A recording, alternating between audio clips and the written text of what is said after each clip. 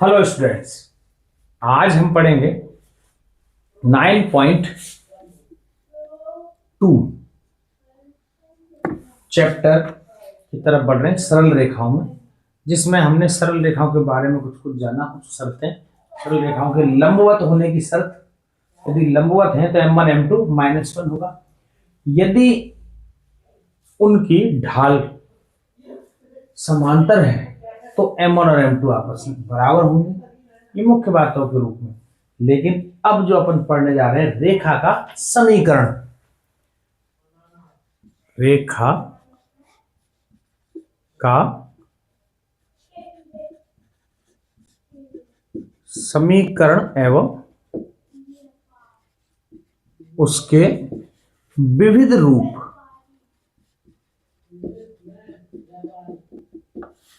रेखा का समीकरण कैसे निकालते हैं और उसके विविध रूप कैसे होंगे, ये हम पढ़ेंगे आज। ठीक है, तो रेखा का समीकरण क्या होता है, कैसे रेखा का समीकरण बनता है, क्या चीजें, उसके लिए हम पहले एक बार ऐसे समझें रेखा का समीकरण कैसे बनता है, कब कब किस किस स्थिति में बनेगी। तो पहले हम देखें रेखा कितने प्रकार से कैसे कैसे मानते हैं। तो पहले क्षैतिज एवं ऊर्ध्वाधर रेखा है। क्षैतिज एवं ऊर्ध्वाधर रेखा है।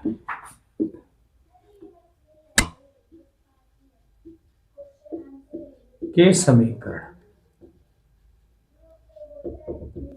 क्षैतिज एवं ऊर्ध्वाधर रेखा।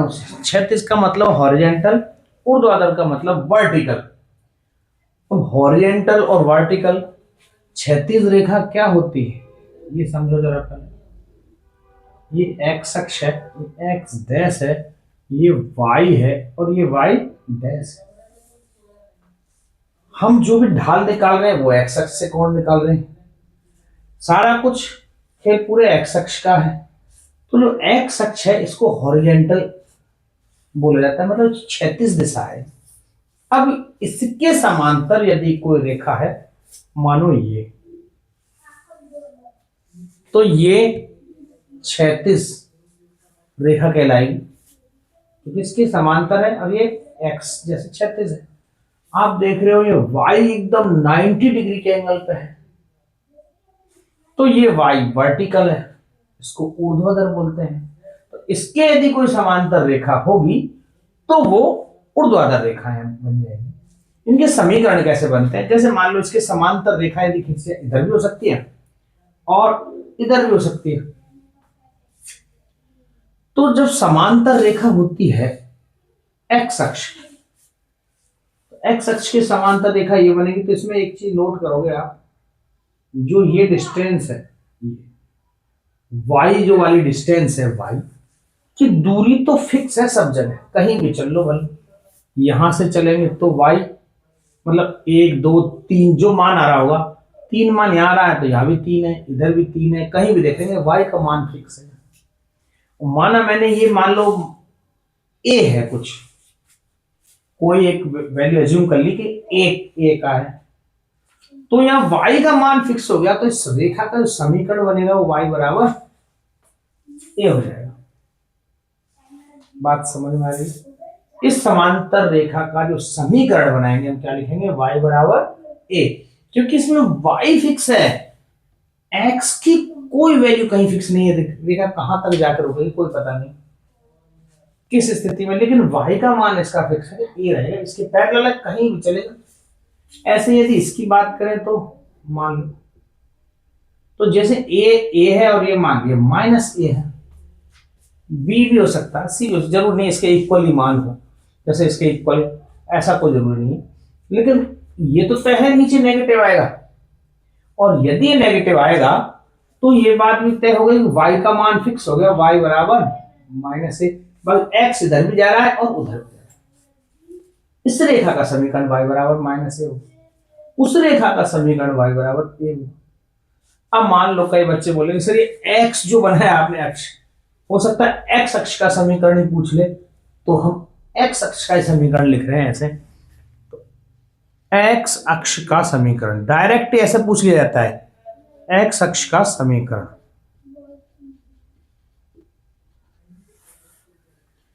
एक्स अक्ष के समीकरण में क्या चीज फिक्स है जो बदल नहीं सकती? आप बताओ। यदि यहां मैं कोई पॉइंट लूं तो यहाँ y का मान 0 होगा, यहाँ y का मान 0 होगा, यहाँ y का मान 0 होगा, मतलब y का मान फिक्स है। x अक्ष पर y 0 रहेगा, ये तय है। बाकी x बदलता रहेगा। यदि इधर चलेंगे तो x पॉजिटिव, इधर चलेंगे तो x नेगेटिव, कितना? जितनी दूरी चलने पर। लेकिन y तो फिक्स है, तो y बराबर 0। यदि कभी x अक्ष का समीकरण पूछा जाए तो x अक्ष का समीकरण होता है y बराबर 0। और x अक्ष के समांतर, x अक्ष के समांतर रेखा का समीकरण, रेखा का समीकरण, जैसे मैंने बताया y की वैल्यू जो फिक्स वैल्यू है, तो जो y का मान होगा y बराबर a, ये x अक्ष की रेखा, मतलब x अक्ष के समांतर रेखा का समीकरण हो जाएगा। बात समझ में आई? इसी प्रकार से अपन, ये 36वीं की बात हुई, अब ऊर्ध्वाधर की बात कर लेते हैं। वर्टिकल, ठीक है, ऊर्ध्वाधर। ऊर्ध्वाधर लिखने में भी दिक्कत हो सकता है, गलत भी लिख रहा हूं मैं, है ना। ऊर्ध्वाधर, तो ऊर्ध्वाधर रेखाएं क्या होती हैं? मैंने बताया, ये देखो, ये y अक्ष है, ये डैश, ये y, x डैश, ये x, जो y के पैरेलल होगी, ये y के पैरेलल। अब मैं दोनों साइड में तो खींच रहा हूं, आप समझ रहे हो कि जरूर नहीं इधर ही हो पैरेलल, वो इधर भी हो सकती है, और इसका भी कोई मान हो यहां से, तो ये बात तय हुई, x का मान फिक्स हो गया है, कुछ भी वैल्यू हो x यहां पर फिक्स हो गई।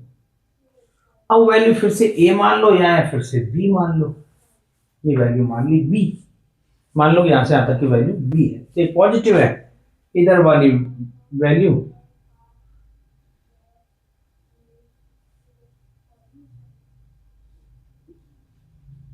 नेगेटिव है। समझ रहे हैं? यहां नेगेटिव क्यों है? ये y पॉजिटिव है, इधर x तो इधर चलेंगे तो ये नेगेटिव ही है, x इधर चलेंगे तो ये पॉजिटिव ही है, x का मान फिक्स है। तो जो इस रेखा का समीकरण होगा वह x बराबर b, इस रेखा का समीकरण होगा वो x बराबर माइनस का b। और यदि पूरे y अक्ष का ही समीकरण पूछ लिया जाए तो y अक्ष में x बराबर 0, क्योंकि यहां पर x का मान सदा ही 0 होगा। ये y अक्ष का समीकरण है, तो मुख्य रूप से अपन लिखते हैं y अक्ष का समीकरण, क्योंकि y अक्ष ही ऊर्ध्वाधर होता है, वर्टिकल है ना। y अक्ष का समीकरण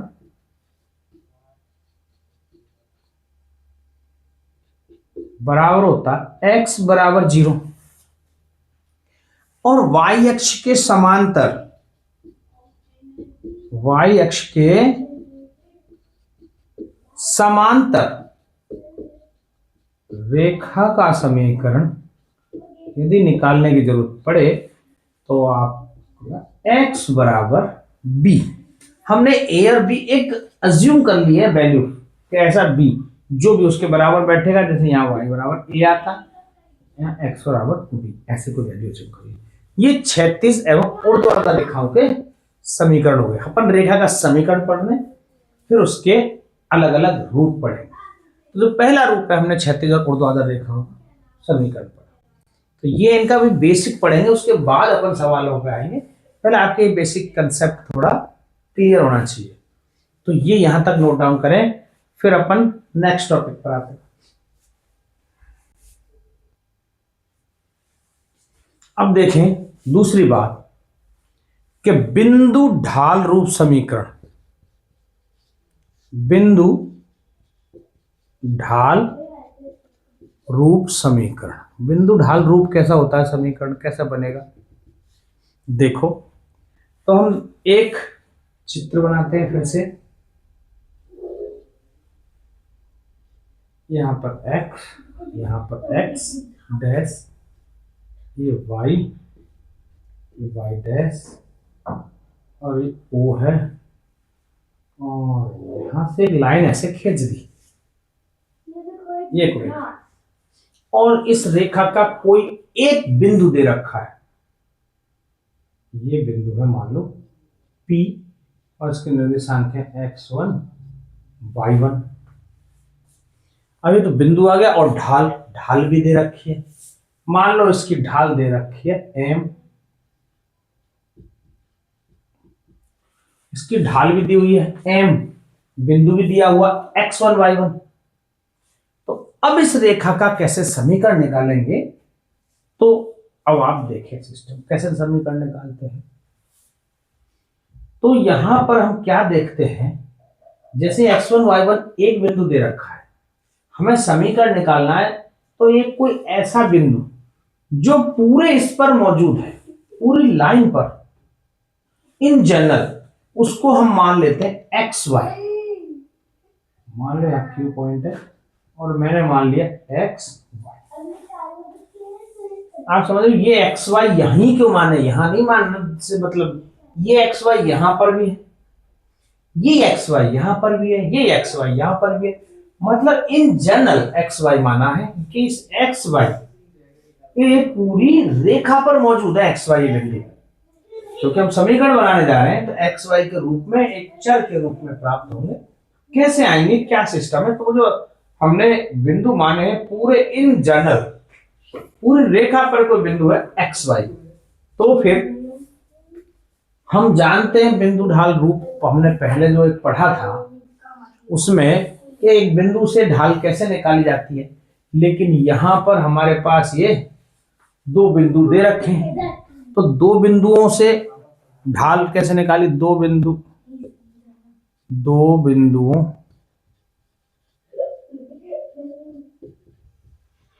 से ढाल, आपको पता है m बराबर कैसे निकलती है, दो बिंदुओं से y2 माइनस y1।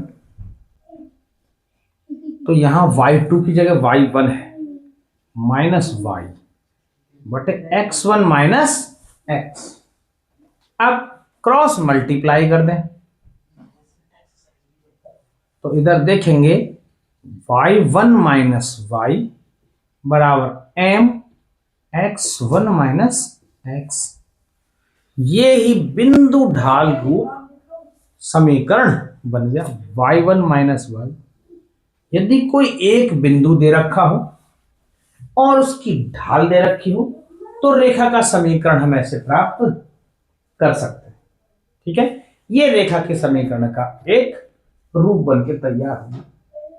कैसे आया आप समझ लो, दो बिंदुओं से अपन ढाल कैसे निकाले, y2 minus y1, x2 minus x1, या y2 नहीं है y1 में से y को घटाया, x1 में से x को घटाया बराबर m, क्रॉस मल्टीप्लाई कर दिया। ये एक दूसरा रूप हो गया। तीसरा देखें, इसमें दो बिंदुओं का समीकरण, दो बिंदु, यदि मान लो दो बिंदु दे रखे हैं, दो बिंदुओं से रेखा का समीकरण,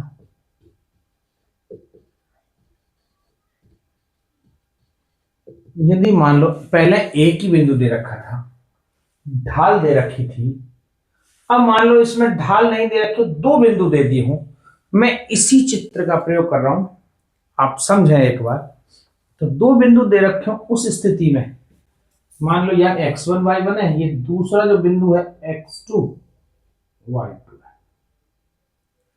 और ढाल नहीं दे रखे, इस बार केवल दो बिंदु दे रखे। अब बोला जाएगा कि रेखा का समीकरण याद कीजिए, तो हमें यह तो पता है ना दो बिंदुओं से हम ढाल कैसे निकालते हैं। तो पहला काम रेखा की ढाल निकालते हैं, रेखा की ढाल।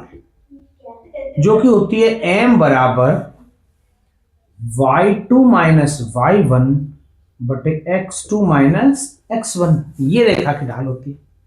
और रेखा का समीकरण हमें पता है y1 माइनस y बराबर m x1 माइनस x, तो इसमें m का मान ये रख देंगे और ये बन जाएगा दो बिंदुओं से रेखा का समीकरण।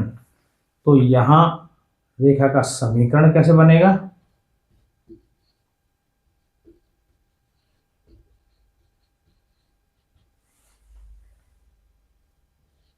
y1 माइनस y बराबर y2 minus y1 upon x2 minus x1 और यहां पर x1 माइनस x।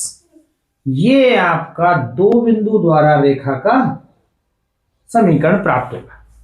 यदि केवल दो बिंदु दे रखे हों और अपन ने रेखा का समीकरण ज्ञात करना है तो केवल y1 माइनस y बराबर y2 minus y1 x2 minus x1 x1 minus, ये जो हमने रखा है केवल m का मान यहां लिख दिया और इसी से ये रेखा का समीकरण बन गया। ठीक है, ये हुआ तीसरा पॉइंट। अब और आगे बढ़ते हैं, एक बार यहां तक उतार।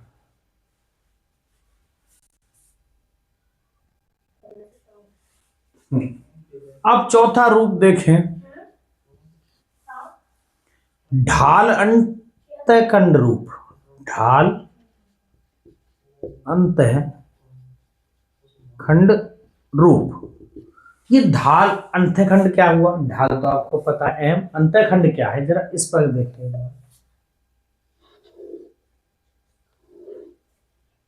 ये x, ये x डैश, ये y, ये y डैश, ये आपका मूल बिंदु।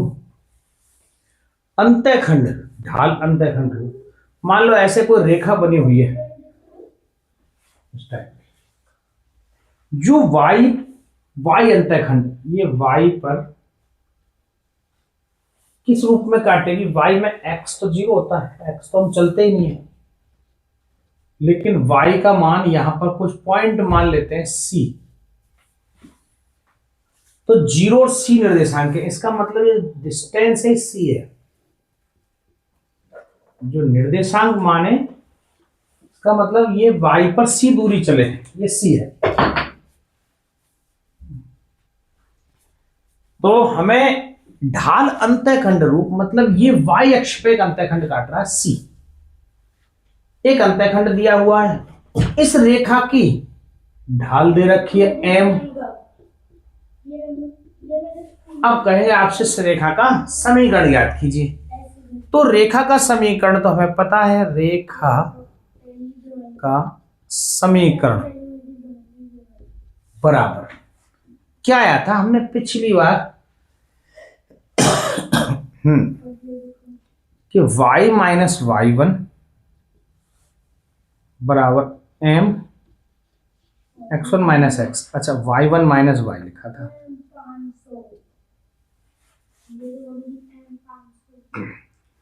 ये y माइनस y1 लिख दो तो भी कोई ये ऐसी कोई फर्क नहीं पड़ता, y माइनस y1 लिखो और x माइनस x1 ऐसा कर लो, इस तरह से, क्योंकि अपन ने पढ़ा है y2 माइनस y1 के रूप में, तो y2 की जगह हमने y मान लिया, बस ये ज्यादा सही। तो रेखा का समीकरण y माइनस y1 बराबर m x माइनस x1, ये होगा। अब ये रेखा का समीकरण, यहां पर m की जगह तो m दे रखा है, लेकिन जो बिंदु दे रखे हैं x1 y1 वो 0 और c है, तो x1 की तो जगह 0 है और c की जगह y1 की जगह c है, इसका मतलब y माइनस c बराबर m x माइनस 0। तो अब देखेंगे y माइनस c बराबर एम एक्स, इस c को उधर ले जाएंगे तो y बराबर एम एक्स प्लस सी। ये आपका y अंतःखंड पर, मैंने चूंकि अंतःखंड रूप लिखा है इसमें, तो y अंतःखंड पे ये रेखा खींची हुई है और तब ये निकाला। तो यदि y अंतःखंड, यहां पर मैं ये मेंशन कर दूं y अंतःखंड रूप, अंतःखंड रूप, यदि y पर कट रही है तो y बराबर mx प्लस सी, जहां c y अंतःखंड है। तो यहां c क्या है, c बराबर y अंतःखंड है। ठीक है, बात आ रही समझ। तो हो सकता है ऐसा हो कि इसमें x का भी कोई अंतःखंड पे कट जाए। जैसे मान लो ऐसा कोई यहां से कोई रेखा कटी हुई हो और इसमें ये x अंतःखंड दिया गया हो, x की कोई वैल्यू दे रखी हो। x की वैल्यू यदि x है तो x का मान माना है d, जैसे y c मान लिया, d मान लिया, और y तो 0 होता है। ये कोई पॉइंट है, इसमें इसकी जो ढाल दे रखी है वो m दे रखी है, और इस बार जो d क्या है, x अक्षर, x अंतःखंड है, अंतःखंड। c क्या था, y अंतःखंड था। c y अंतःखंड है और यहाँ पे d अंतःखंड। आप समझ रहे हो, ये टुकड़ा यहां से यहां तक चले गए, हमने d दूरी चली, d दूरी चली और y का मान तो 0 रहेगा, और यहां से कोई एक रेखा गुजर रही है, इसका समीकरण ज्ञात करना है। तो अब x अंतःखंड रूप, दूसरा इसी का x अंतःखंड रूप। तो अब देखोगे समीकरण तो हमारे पास यही है रेखा का, y माइनस y1, बस इसकी जगह मान लिखने हैं। तो वो कैसे लिखेंगे, y माइनस, अब ये x1 y1 ये है आपके पास, x1 y1, तो y1 की जगह 0 है, 0 बराबर m x minus x1 d। तो y में से 0 तो y आ गया, M X minus M D, दोनों बार गुणा करना पड़ेगा, कोई नहीं भी करो आप ऐसे ही रहने दो, ये भी ज्यादा अच्छा बेहतर है। एम एक्स माइनस डी, जहां डी एक्स अंतःखंड है,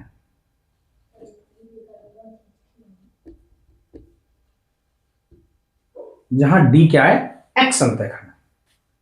यदि यह सी वाई अंतःखंड है तो y बराबर एम एक्स प्लस सी है, और जब x अंतःखंड दे रखा है तो y बराबर एम एक्स माइनस डी होता है। ये आपका ढाल और अंतःखंड रूप हुआ। अब हो सकता है एक रेखा ऐसी हो जो दोनों अंतःखंड से गुजरे, तो वो क्या है, अब उसको पढ़ेंगे केवल अंतःखंड रूप, जिसमें कि ढाल नहीं दे रखी होगी। ठीक है, पांचवा रूप पढ़ते हैं, उदाहरण।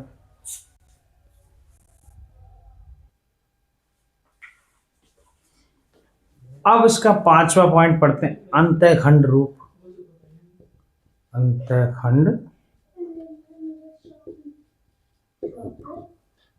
ये समझ में आया। हमने पहले पढ़ा x अंतःखंड से कोई रेखा जा रही हो, y अंतःखंड से यदि कोई रेखा जा रही हो, तो उसका समीकरण क्या बनेगा। मान लो ऐसा हो सकता है वो रेखा दोनों अंतःखंडों से ही जा रही है,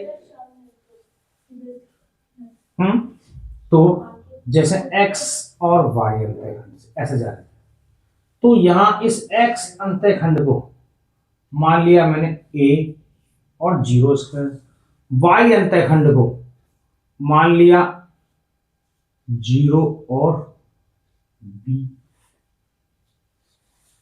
ठीक है, ये a x अंतःखंड है, जहां a x अंतःखंड है, क्योंकि निर्देशांक तो मैं यहां बना रहा हूं a और 0। पेपर में जो सवाल आएगा उसमें ऐसा जरूरी निर्देशांक दिया हो, केवल ऐसा बोला जाएगा x अंतःखंड इतने द्वारा, तो इस a की जो वैल्यू है वो मान ही है। आप समझ रहे हैं, यहां b 0 और b इसके निर्देशांक बनाए हैं, जबकि b क्या है, b y अंतःखंड है,